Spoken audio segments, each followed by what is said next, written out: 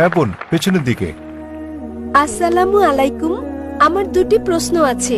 প্রথমটি হচ্ছে, মুসলমান মেয়েরা ইসলাম ধর্ম অনুসরণ করে কেন অমুসলিমদের বিয়ে করতে পারে না? আমার আরো একটি প্রশ্ন আছে, ইসলামে এটা সিদ্ধ যে একজন পুরুষ 4 বার বিয়ে করতে পারেন।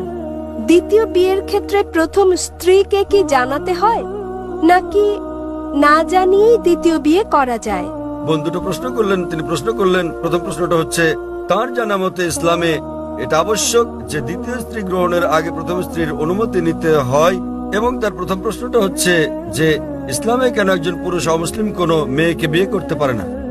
আপনার প্রথম দুঃখিত, প্রশ্নটি এরকম যে মুসলিম পরিবারে জন্মগ্রহণকারী একটি মেয়ে কোনো অমুসলিমকে বিয়ে করে ইসলাম ধর্ম অনুসরণ করতে পারে কিনা। মুসলিম পরিবারে জন্মগ্রহণকারী কোনো মেয়ে কেন অমুসলিম পুরুষদের বিয়ে করে ইসলাম ধর্ম অনুসরণ করতে পারে না? কারণটা হচ্ছে এটা আমাদের স্রষ্টা আল্লাহ সুবহানাহু ওয়া তাআলার নির্দেশের বিপরীত।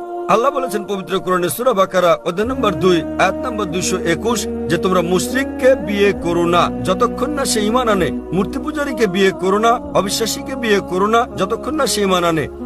এমনকি যারা ঈমান এনেছে তারা যদি কৃতদাস হয়, যারা ঈমান আনেনি তাদের চেয়ে ওই ঈমানদার অনেক অনেক ভালো। যদিও ওই মুশরিক মানুষ, ওই অমুসলিম তোমাদের মুগ্ধ করে, তবুও এমনকি যদি সে বিশ্বের সেরা সুন্দর পুরুষ হয়, সবচেয়ে ধনী ব্যক্তি হয়, আর সে যদি অমুসলিম হয় তার চেয়ে একজন মুসলিম পুরুষ, সে কালো কুৎসিত কৃতদাস হলেও অনেক অনেক বেশি ভালো। একইভাবে তার বলা হয়েছে যে একজন পুরুষ কোন নারী ঈমান না আনা পর্যন্ত তাকে বিয়ে করবে না।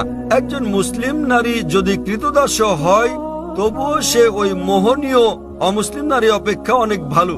আর যৌক্তিক কারণটা হচ্ছে বোন যে কোনো গাড়ি বা কোনো বাহনের একটি চাকা যদি হয় বাইসাইকেলের আর অপর চাকাটি হয় ট্রাকের, তাহলে কি সেটা চলবে? স্বাভাবিক যে চলবে না। 4টি চাকার সবকটি সমান হতে হবে। এবং আপনি আরো জানতে চেয়েছেন অমুসলিমকে বিয়ে করে মুসলিম মেয়ে কি ভালো মুসলিম হতে পারবে?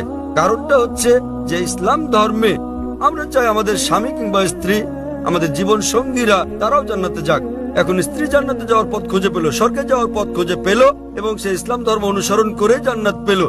তাকে অনুসরণ করতে হবে কোরআন এবং সহিহ হাদিস। এখন ভাবুন তো, যখন স্ত্রী জানতে পারলো যে সে জান্নাতে যাচ্ছে এবং তার স্বামী যিনি প্রতিমা পূজা করছেন, যিনি ইসলাম ধর্ম বিশ্বাস করেন না, তিনি যাচ্ছেন দোজখে। পরকালের জীবনের তুলনায় বোন এই জীবন খুবই ছোট জীবন। এই জীবনে বোন আপনি হয়তো স্বামীর সঙ্গে 20 বছর, 30 বছর, 40 বছর, 50 বছর কাটাবেন, 60 বছর। পরকালের জীবন হলো অনন্ত জীবন। তাহলে সেই মহিলা তো স্বার্থপর। একজন ভালো মুসলিম বা ভালো মুসলিমা, একজন ভালো মুসলমান পুরুষ কিংবা নারী চাইবেন তার জীবন সঙ্গী, তার স্বামী কিংবা স্ত্রীও জান্নাতে যাক।